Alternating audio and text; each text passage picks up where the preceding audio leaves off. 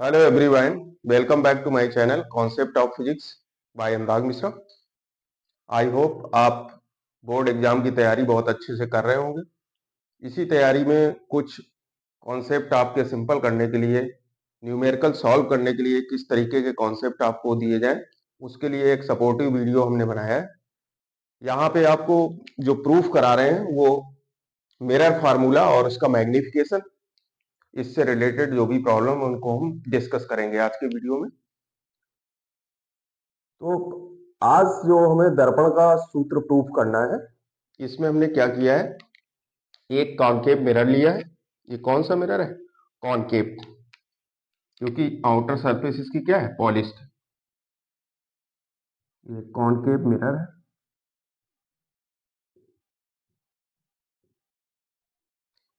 इसमें एक ऑब्जेक्ट रखा है ए बी।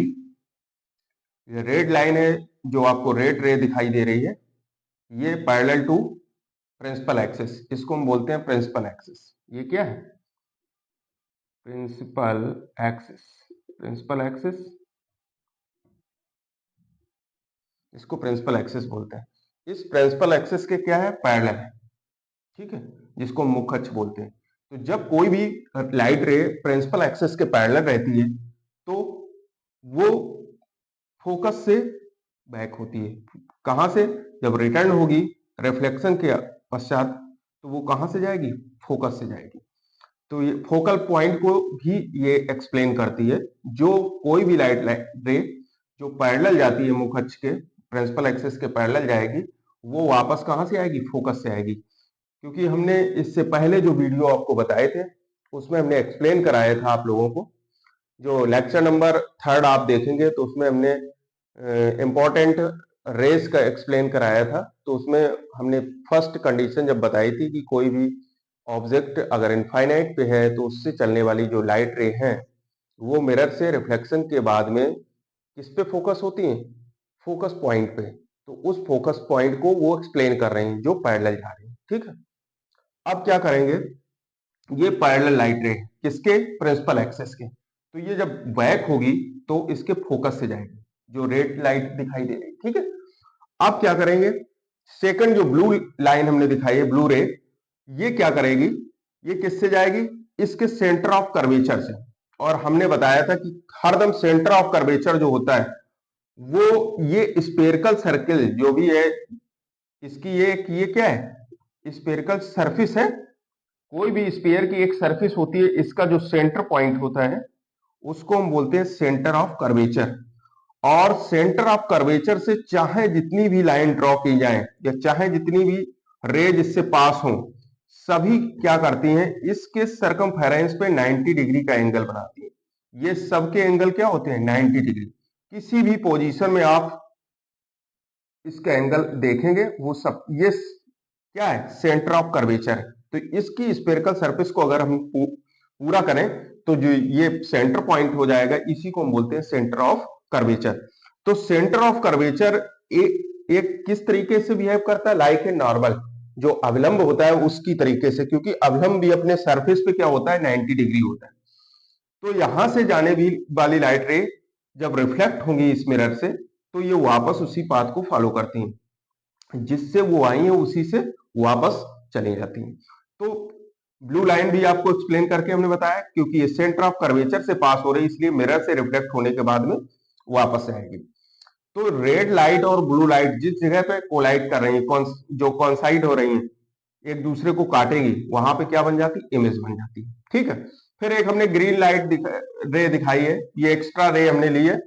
ये इसके किस पॉइंट पे इंसिडेंट कर रही है? पोल पे।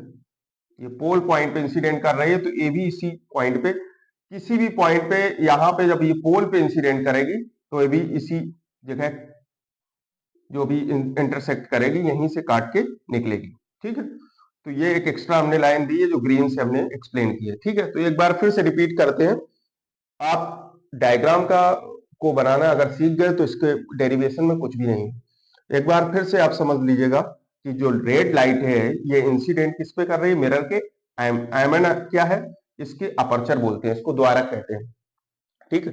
इस द्वारक पे ये लाइट रे इंसिडेंट कर रही है। यहां पे इंसिडेंट होने के बाद एम पॉइंट पे ये रिफ्लेक्ट हो रही है, क्योंकि ये मुख्य अक्ष के समांतर जा रही है, इसलिए parallel to the principal axis, इसलिए ये रिफ्लेक्ट होगी। तो रिफ्लेक्ट होने के बाद में फोकस से पास होगी। ठीक है, मुख्य अक्ष के किस पॉइंट से पास होगी? फोकल पॉइंट से। इस फोकल पॉइंट से ये बाहर आएगी। इसके बाद में दूसरी जो ब्लू रे है, ये पास हो रही है किससे? इसके सेंटर ऑफ कर्वेचर से। और हमने बेसिक कॉन्सेप्ट में ये बताया था कि जो भी आपने रेस को, मेन इंपॉर्टेंट रेस हैं जो प्रिंसिपल एक्सिस के पैरेलल जा रही हैं और जो सेंटर ऑफ कर्वेचर से पास हो रही हैं, ये बहुत ही इंपॉर्टेंट रेज है। तो और थर्ड हमने रेज बताई थी जो इस फोकस पॉइंट से पास होती है, वो मुख्य अक्ष के क्या होती है? पैरेलल हो जाती है। तो आपने क्या देखा? सबसे पहले आपने ये जो जिसकी लेंथ क्या है? AB। AB ये ऑब्जेक्ट रखा है, ये क्या है? ऑब्जेक्ट। इस ऑब्जेक्ट से एक लाइट रे रेड जा रही है और एक ब्लू जा रही है। ब्लू हमारा सेंटर ऑफ कर्वेचर से पास हो रही, तो सेंटर ऑफ कर्वेचर से वापस आएगी। और रेड लाइट रे कहां से पास हो रही? इसके मुख्य अक्ष के पैरेलल जा रही, तो वो फोकस से जाएगी। दोनों जिस जगह पर इंटरसेक्ट करती, वहां पे क्या बन जाती? इमेज बन जाती। इसके बाद हमने अपने इसको ज्योमेट्री के लिए, ज्योमेट्रिकल जो डायग्राम दिया गया है, इसको सॉल्व करने के लिए हमने एक एक्स्ट्रा रे यहाँ पे दी है, जो पोल पॉइंट से रिफ्लेक्ट होने के बाद भी वहीं से पास होगी। जिस जगह पे ये इंटरसेक्ट कर रही है, वो भी वहीं पे इंटरसेक्ट करेगी। ठीक है, तो ये डायग्राम का एक्सप्लेनेशन हो गया। जो डॉटेड लाइन ब्लैक दिखाई गई, ये इसका प्रिंसिपल एक्सिस है, जिसको हम मुख्य अक्ष कहते हैं। और ये जो मिरर है वो कॉनकेव मिरर है, क्योंकि आउटर सरफेस की क्या है? पॉलिश्ड है। ठीक। और सेंटर ऑफ कर्वेचर किस तरीके से डिफाइन करेंगे? उसको हमने इस सर्किल से डिफाइन किया। सर्किल का कोई एक पार्ट है, ये क्या है? ये इसका यही पार्ट जो होता है सर्किल का, वही उसका क्या है? कॉनकेव सरफेस है। तो एक कोई भी फॉलो स्पेयर है, उसका कोई भी एक छोटा पार्ट है, उसी को हम बोलते हैं क्या? जो मिरर हमने बनाया है। ठीक, क्योंकि मिरर क्यों है? क्योंकि उसकी आउटर सरफेस पॉलिश्ड है। अब आते हैं इसकी जो दर्पण का फार्मूला में प्रूफ करना है, मिरर फार्मूला पे आते हैं, इसको प्रूफ कैसे करेंगे। ठीक है, तो इसमें एक थ्योरम होती है, मैथमेटिक्स में आपने पढ़ी है, समरूपता की प्रमेय। आइडेंटिकल जो हम लगाते हैं ट्रायंगल, तो वो आइडेंटिकल ट्रायंगल की फिनोमिना यहां अप्लाई करेंगे। अब इसमें ट्रायंगल जो दिखाई दे रहा है, ए डेस बी डेस और एफ, एक ही ट्रायंगल है, A dash B dash F. अब इसको हम डॉटेड नहीं कर रहे हैं, क्योंकि फिर डायग्राम आपको समझ में नहीं आएगा, इसलिए आप केवल ध्यान दें, हम जिस जगह पे पॉइंट रख रहे हैं, कौन सा? ए डेस बी डेस और एफ। ये एक ट्रायंगल आपको दिखाई दे रहा है छोटा सा, ये ए डेस बी डेस एफ। और दूसरा ट्रायंगल हमें लेना है M P F, M P F. तो एक तो ये ट्रायंगल हो गया इतना पूरा, और एक ये ट्रायंगल। ये दोनों क्या है? आइडेंटिकल है। आइडेंटिकल मतलब एक से दोनों एक ही तरह के हैं, इनकी समरूपता की प्रमेय यहां पर अप्लाई करना है। आइडेंटिकल, तो ये आइडेंटिकल है, तो आइडेंटिकल की क्या होती है? जो इसकी पैरेलल लाइंस हैं, यहां से एक लाइन ड्रॉ करें अगर हम डॉटेड करके, तो ये एमपी किसके इक्वल है? एबी डेस के। और पीएफ एफबी डेस के। ठीक है, बीएफ डेस हो जाएगा। तो यहाँ पे इनके जो रेशियो होते हैं, वो यहाँ पे हम लगाते हैं। तो इस आते हैं आइडेंटिकल जो ट्रायंगल है, कौन कौन से ट्रायंगल आइडेंटिकल है? A dash B dash F, और दूसरा कौन सा है? M P F, M P F. तो यहां पे थ्योरम अप्लाई करते हैं, तो A dash B dash upon perpendicular कौन कौन से हैं? ये मुख्य अक्ष से नीचे की तरफ परपेंडिकुलर डायरेक्शन में, और ये क्या है? ऊपर की तरफ, अपॉन एम पी इक्वल क्या हो जाएगा? B dash F, B dash F upon P F, B dash F upon P F. इतनी बात आप समझ गए? तो ये आइडेंटिकल कंडीशन हमने यहां पर अप्लाई की। अब सेकंड ट्रायंगल हम लेते हैं।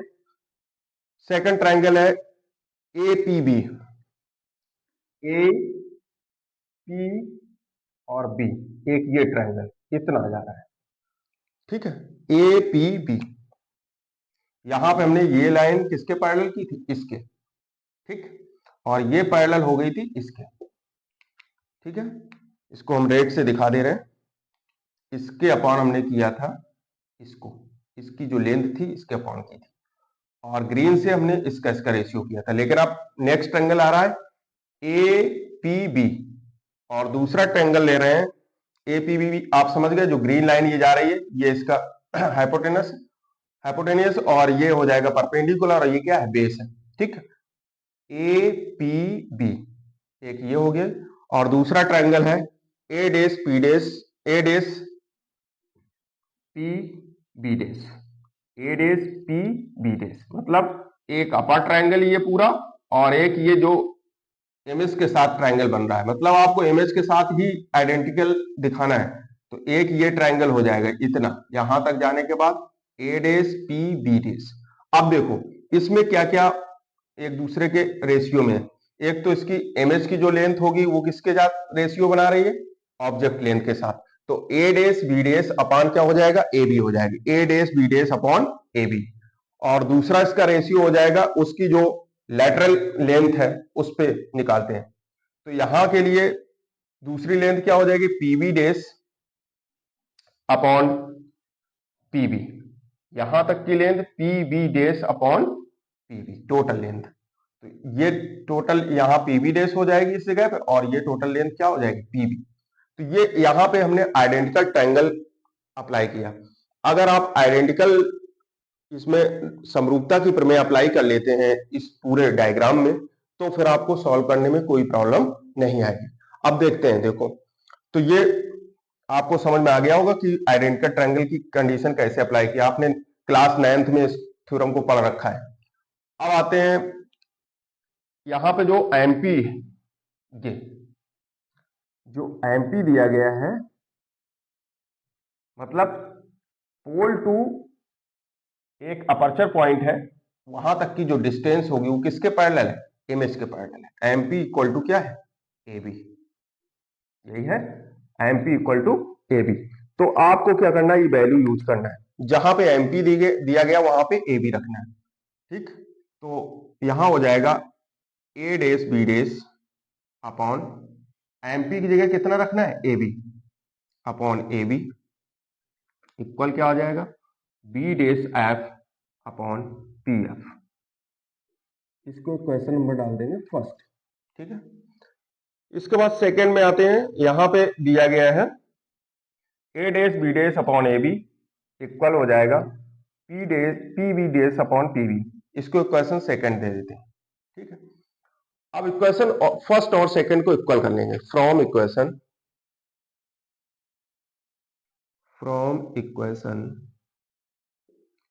फर्स्ट एंड इक्वेशन सेकंड, क्योंकि इसकी लेफ्ट हैंड साइड इक्वल है दोनों की, ये भी ए बी है, A B upon A dash B dash upon A B, A dash B dash upon A B, दोनों साइड इक्वल है, तो इसकी राइट हैंड साइड भी इक्वल हो जाएंगी। तो क्या हो जाएगा, V dash P V dash F upon P F equal P V dash upon P V, यही हो जाएगा P V dash upon P V. अब आपको क्या करना है, देखो बी डेस एफ है कितना, ये। तो यहां से आपको सबसे पहले यहां पे लेंथ एक्सप्लेन करनी है कि किसकी कहां तक की डिस्टेंस होती है। पोल से सभी डिस्टेंस हम पोल से लेते हैं, पोल से सभी डिस्टेंस लेंगे पी से। ठीक है, तो पी से आपको डिस्टेंस लेना है। अब इस पोल से एफ तक की जो डिस्टेंस होती है फोकस तक, उसको स्मॉल एफ से रिप्रेजेंट करते हैं, इसको हम बोलते हैं फोकल लेंथ, फोकस दूरी। और ये क्या बन रहा है, एमएस बन रही है। एमएस तक की जो डिस्टेंस होती है उसको हम बोलते हैं वी से रिप्रेजेंट करते हैं, और ये हो जाएगी बी। पोल से डिस्टेंस हमें लेना है, ये कितनी हो जाएगी बी। और ऑब्जेक्ट तक की डिस्टेंस कितनी होती है, यू। ऑब्जेक्ट तक की डिस्टेंस को क्या लिखते हैं, यू। तो किससे डिस्टेंस, सभी डिस्टेंस हमने किससे ली, पोल से। इस पोल पॉइंट से डिस्टेंस ली जाती है। फोकल पॉइंट तक की डिस्टेंस को एफ से रिप्रेजेंट करते हैं, एमएस तक की डिस्टेंस को वी से रिप्रेजेंट करते हैं, और ऑब्जेक्ट तक की डिस्टेंस को यू से रिप्रेजेंट करते हैं। ठीक है, तो इतना आप समझ गए। अब आपको क्या करना है, ये डिस्टेंस कैलकुलेट करना है। कौन सी डिस्टेंस, जो आपको बी डेस एफ को कैलकुलेट करना। बी डेस एफ, आपके पास कोई लेंथ तो है नहीं यहाँ पे, इस जगह पे कोई ये डिस्टेंस तो दिख नहीं रही, तो बी डेस एफ कैसे कैलकुलेट करेंगे। बी डेस एफ को हम क्या लिख सकते हैं, देखो सोचो, इसमें बी डेश एफ आपको कैलकुलेट करना है, ठीक है। आपको कहां तक की डिस्टेंस पता है, ये टोटल, अगर पीवी डेश की डिस्टेंस हमें पता है कितनी, वी, और पीएफ भी पता है। तो अगर पीवी डेश से पीएफ ये माइनस करते हैं, पीएफ माइनस पीएफ, तो इतने पूरे से इतना अगर माइनस कर देंगे तो डिस्टेंस कितनी बचेगी, यही तो बचेगी है। उसी को बी डेश एफ तो बोलेंगे। टोटल डिस्टेंस से पी बी डेश से पीएफ आपको क्या करना है, माइनस करना है।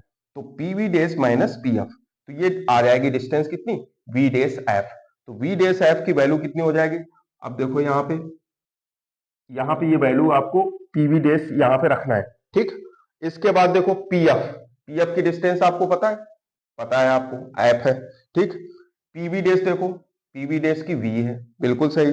पीवी, पीवी की डिस्टेंस एमएस तक की डिस्टेंस, तो और कुछ चेंज नहीं करना, केवल आपको चेंज क्या करना है, वी डेश एफ। तो वी डेश एफ की वैल्यू यूज करेंगे यहाँ पे, तो यहाँ पे हो जाएगा कितना, इसी को हम फिर से लिखेंगे, बी डेश एफ की जगह आ जाएगा P B dash minus P F upon P F equal P B dash upon P, ठीक। अब आपको क्या करना है, इसमें सभी वैल्यूज को क्वेश्चन नंबर 3 डाल देते हैं। अब आपको जो ये वैल्यू दी गई है, इनकी सभी वैल्यू आपको यहाँ पे यूज करना है। तो इससे इसके इसके बाद में आपको, पहले तो हम साइन कन्वेंशन रूल आपको बताएंगे, इसको यूज करने से पहले आप यहां तक सोल्यूशन आप कर चुके हैं, इतना आपको समझ आ गया होगा। अब आते हैं साइन कन्वेंशन रूल पे। साइन कन्वेंशन रूल क्या है, देखो अगर ये कोई भी हमारे मिरर रखा है, ठीक, मिरर रखा है या लेंस आप मान सकते हो कुछ भी, यहाँ पे ये जो रेड लाइन आपको दिखे, ये ब्लैक लाइन है, ये प्रिंसिपल एक्सेस है, इसको हम क्या बोलते हैं, प्रिंसिपल एक्सेस। ये प्रिंसिपल एक्सेस दी गई,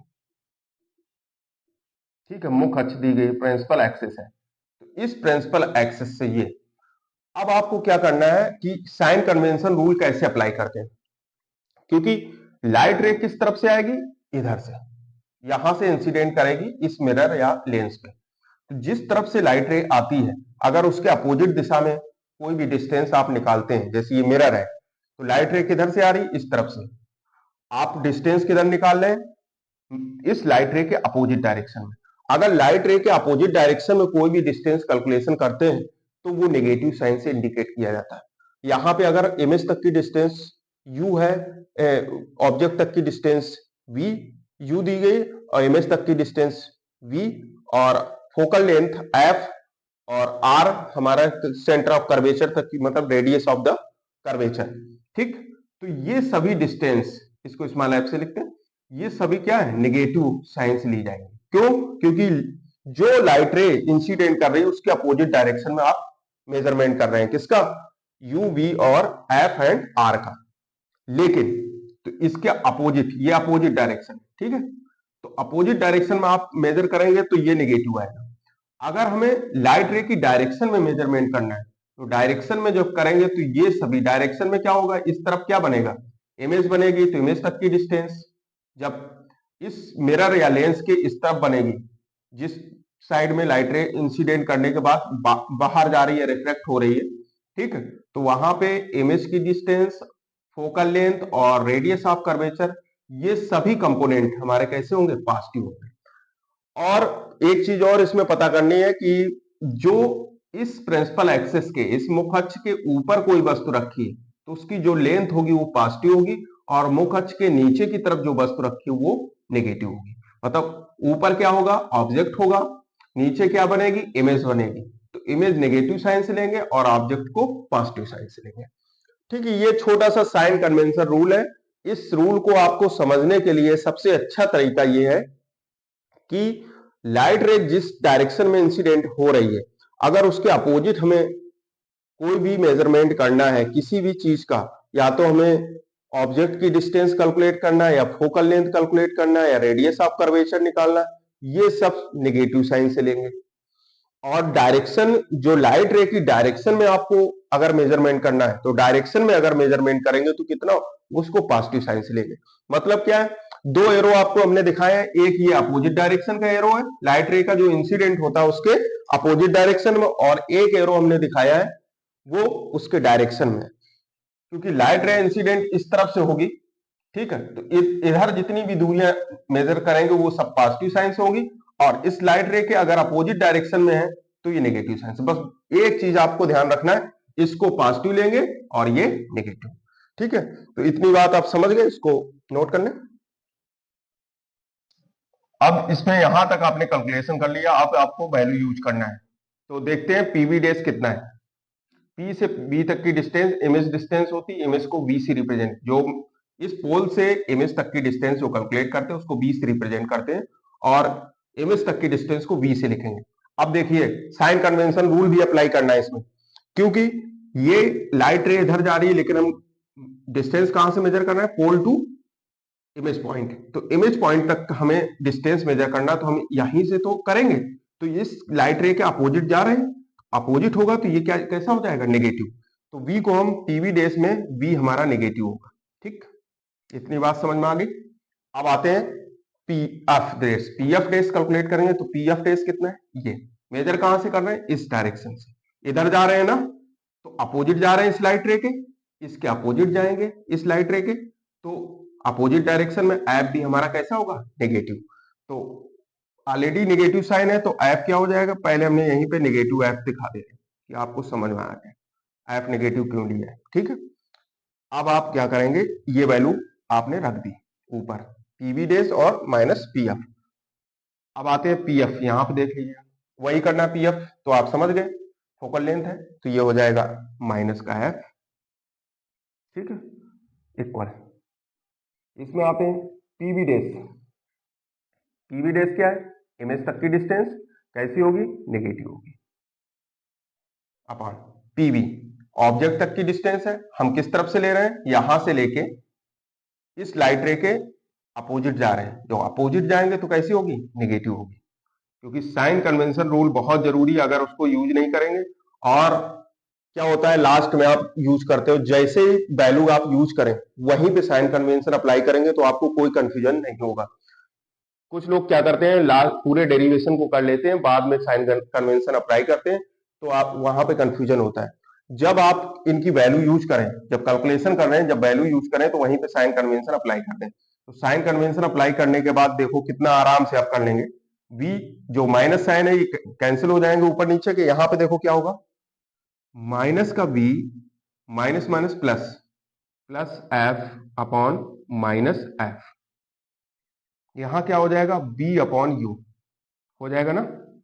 अब देखो माइनस कॉमन ले लेते हैं, तो ये माइनस कैंसिल हो जाएगा, ये कॉमन लेंगे तो ये माइनस का हो जाएगा, तो b minus F upon F equal b upon you, ठीक है।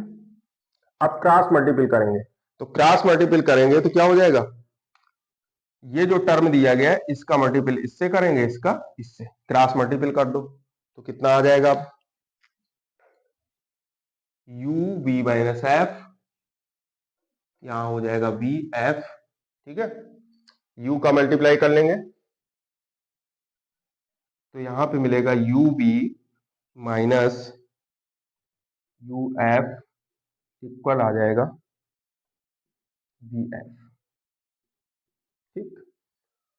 अब ये पूरा इक्वेशन आपको दिया गया है, यहाँ पे एक आपको चीज वेरिएबल कितने हैं, u b f, तीन ही तो वेरिएबल है, एक तो इमेज तक की डिस्टेंस v, ऑब्जेक्ट तक की u, और फोकल लेंथ f, तो u b f, अगर इस इक्वेशन को हम u b f से डिवाइड कर दें, तो dividing by u b f, three quantity से हम डिवाइड कर ले रहे हैं, तो इसको u b f से डिवाइड करेंगे तो कितना आ जाएगा, देख लो, इसको भी u b f, total u b f से डिवाइड कर लो, ठीक है, कोई दिक्कत, u b f और इसको भी u b f से डिवाइड कर,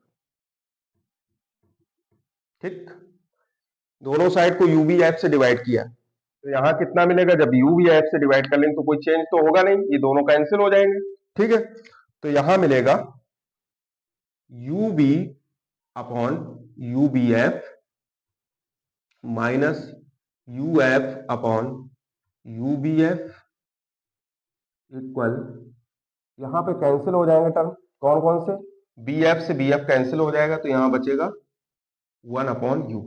ठीक, अब इसको हम साफ किए दे रहे हैं यहां पे इतना टर्म। अब देखो इसको सॉल्व कर कैसे करेंगे।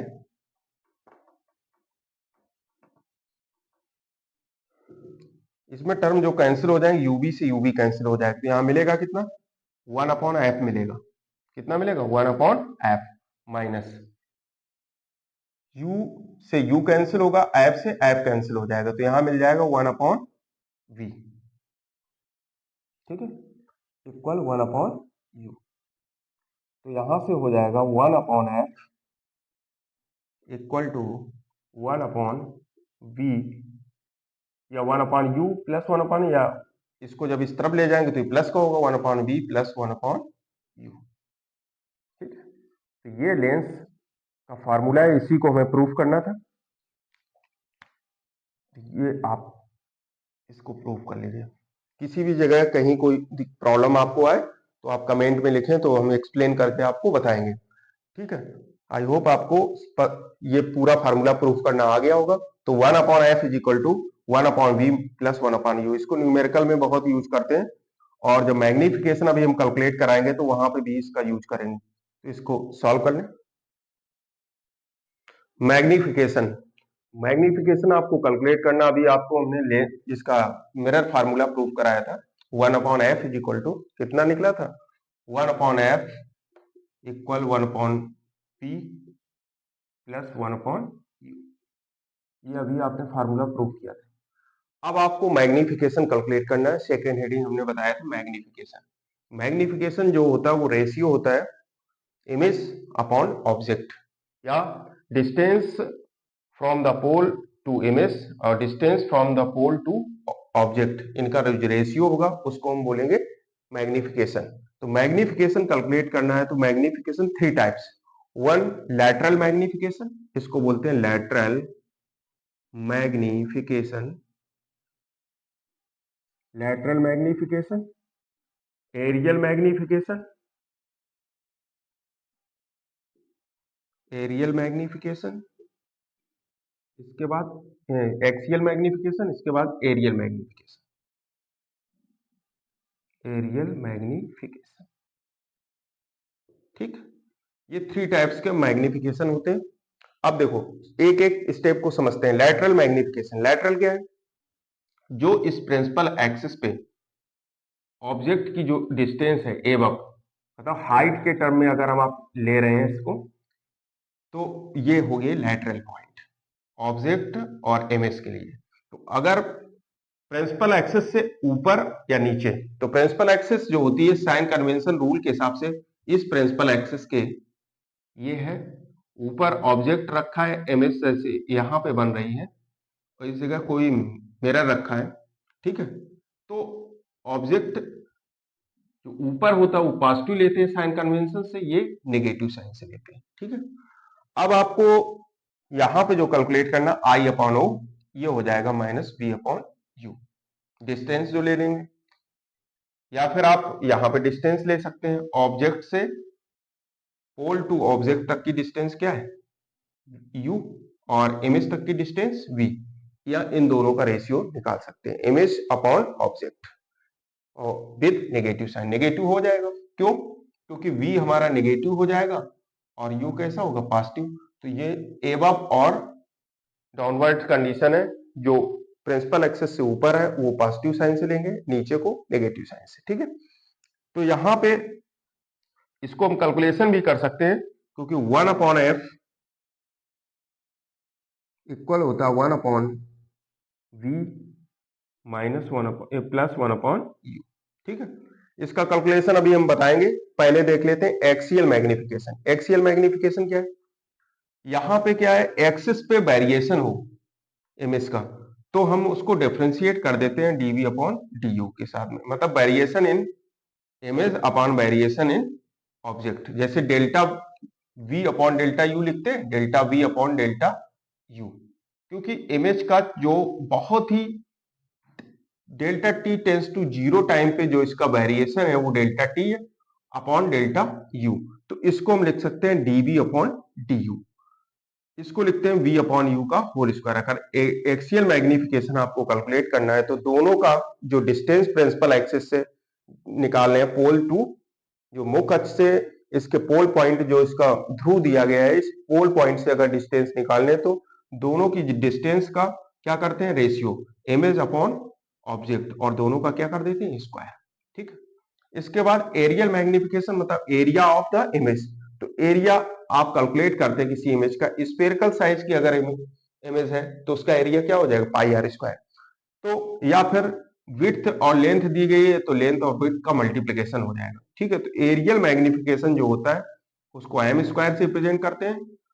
इसमें लिखते हैं area of image upon area of object. तो ये तीन तरह का मैग्निफिकेशन आपके दिमाग में होना चाहिए, क्योंकि मैग्निफिकेशन टर्म केवल एक ही नहीं है, वो तीन तरह के टर्म मिलके बने हैं। एक होता है लैटरल, एक होता है एक्सियल, एक होता है एरियल। एरिया मीन्स होता है कोई भी इमेज बन रही है तो उसके द्वारा कवर्ड एरिया जो होगा वो, जैसे ऑब्जेक्ट स्पेरिकल साइज है तो इसका जो एरिया हो जाएगा वो पाई आर स्क्वायर के टर्म में हमें कैलकुलेट करना है। न्यूमेरिकल में जब आप नीट और जी के एग्जाम देने जाएंगे वहां पे इसका बहुत ही इंपॉर्टेंस मिलेगा।